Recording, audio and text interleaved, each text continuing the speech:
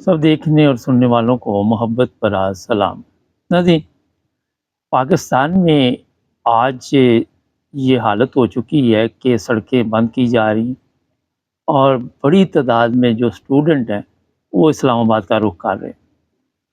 जिस दिन से ढाका में ये काम पड़ा है उसके बाद से इन स्टूडेंटों में गर्मजोशी पैदा हुई है और ये कहते हैं जनाब हर सूरत हम भी जिस तरह बांग्लादेश के हालात हुए हैं हम भी आज़ादी चाहते हैं। अब हुआ ये है कि कल रात से पुलिस ने पंजाब भर में छापे मारने शुरू किए हुए हैं, गिरफ्तारियां की जा रही हैं बड़ी तादाद में और इस्लामाबाद जो है वो भी बंद है।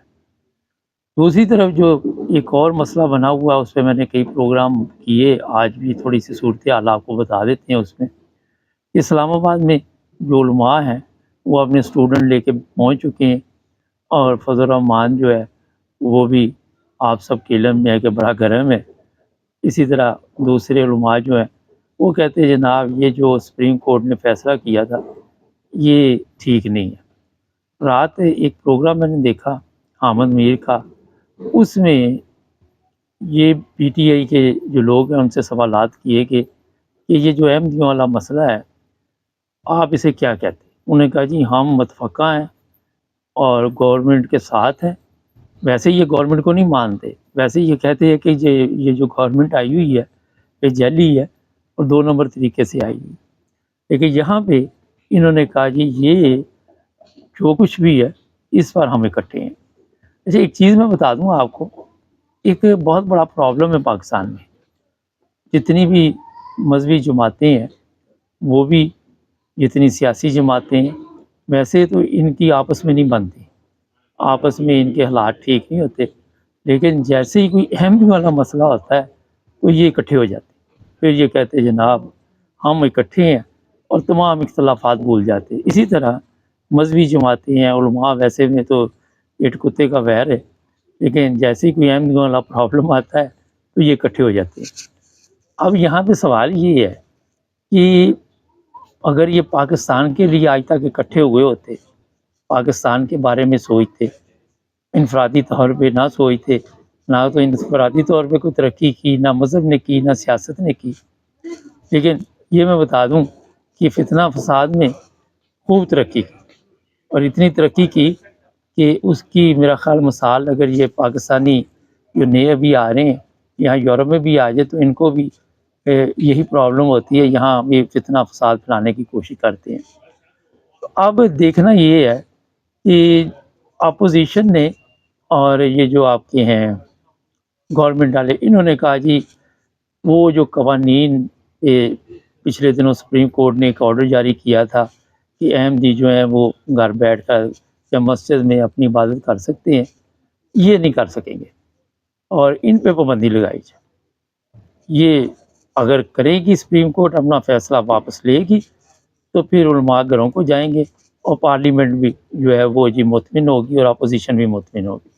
यानी कि इस वक्त अगर आप मेरे से पूछें, पार्लियामेंट, सियासी जमातें, ये सब लोग जो हैं ये इस वक्त बिल्कुल इकट्ठे बैठे हुए हैं और मुझे तो एक और फिक्र है कि कहीं दोबारा कोई ऐसे हालात ना बनाए जिससे जो मजहबी आज़ादी थोड़ी बहुत ही लोगों की वहाँ पे है, बस तो है ही कोई नहीं, वो भी मुतासर हो और इस बार ये रात दिन काम कर रहे हैं।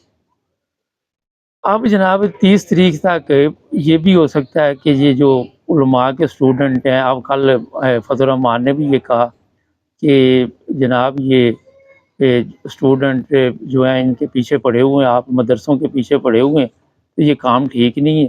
तो आप लोग इन्हें आज़ादी के साथ ये मदरसे चलाने दें, मदरसे जो हैं उन पर पाबंदी ना लगाएं, ये ना लगाएं, वो ना लगाएं। और हो सकता है कि ये जो स्टूडेंट मदरसों के हैं और ये जो दूसरे स्टूडेंट हैं ये इकट्ठे हो जाए, इकट्ठे होकर फिर कोई हल्ला गुल्ला इस्लामाबाद में 30 तारीख तक ये करने का प्रोग्राम है। और बड़ी तादाद में जो पुलिस के छापे हैं, कितने लोगों को ये पकड़ लेंगे। अब हर घर में स्टूडेंट हैं, हर घर में, इसमें ये समझते हैं कि सिर्फ लड़के हैं, लड़कियां भी बाहर निकलेंगी। तो आज भी होश के नाखन लेने चाहिए गवर्नमेंट को, फ़ौज को। मेरा ख्याल इससे पहले कि جو فمائیں چھوڑ رہی ہے، یہ فوج والے خود چھوڑ رہے ہیں، یا جرنیل چھوڑ رہے ہیں کہ مارشاء اللہ آ رہا ہے اور ہم مارشاء اللہ لگا دیں گے، اس پر میرا خیال ہے کہ غور کرنا چاہیے کہ مارشاء اللہ سے پہلے کنٹرول کر لے حالات۔ ہمارے یہ ہوتا ہے کہ 100 پیاز بھی اور 100 جوتا بھی، کیونکہ عادت پڑی ہوئی ہے نا، اس عادت سے مجبور لوگوں کے لیے مسائل بہت زیادہ ہوتے ہیں۔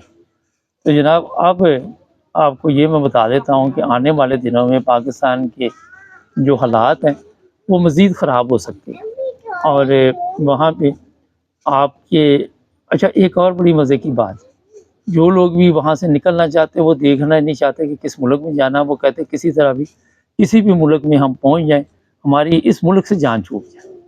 کل ایک لطیفہ ہوا، مجھے کسی نے ویڈیو بھیجی کہ ایک کتا تھا، تو وہ جو واگا بارڈر میں وہاں پہ انتظار کر رہا تھا، اور جیسے ہی وہ بارڈر کھلا وہ کتا بھی کہتا جی میں نہیں یہاں رہنا، اور وہ بھی بارڈر کراس کر کے انڈیا کی طرف چلے گیا۔ یہ ویڈیو سوشل میڈیا پہ وائرل ہوئی اور لوگوں نے دیکھی۔ یہ اتنی پریشانی بنی ہوئی ہے پاکستان میں۔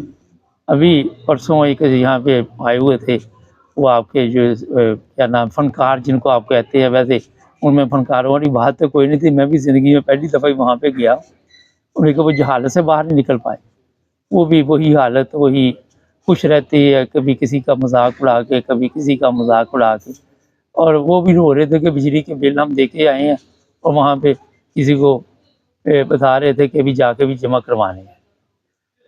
تو جناب یہ پاکستان کس طرف چلا گیا، بڑا اہم سوال ہے۔ ایک post chief of army staff کی 1 سال پہلے کی ہے، وہ لکھ رہے ہیں سر کہ پاکستان کے جو حالات ہیں وہ 1 سال میں تبدیل ہو جائیں گے اور بڑا ترقی یافتہ ملک بن جائے گا۔ لیکن اس میں ترقی تو کی ہے، جھوٹ تو نہیں بولتے نا سر، حافظ قرآن ہے۔ لیکن بجلی نہیں آ رہی، اس میں ترقی کی ہے، لوگوں کو بل زبردست قسم کے بھیجیے، ٹیکس لگائے جا رہے ہیں۔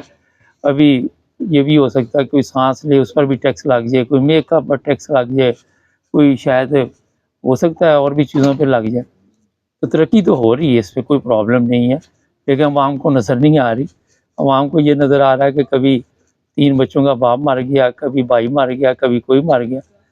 آج کے دور میں نہ مذہب میں ہم نے ترقی کی، نہ ہم نے کسی اور چیز میں ترقی کی۔ ناظرین، یہ مختصر سا پروگرام، میں ہوں اس وقت ایک ایئرپورٹ پہ، تو میں نے کہا آپ کو، ابھی میں اترا ہی ہوں پلین سے، تو میں نے کہا ادھر پہلے پروگرام کرتے، کیونکہ ہماری سروس تو ہر جگہ پہ موجود ہوتی ہے۔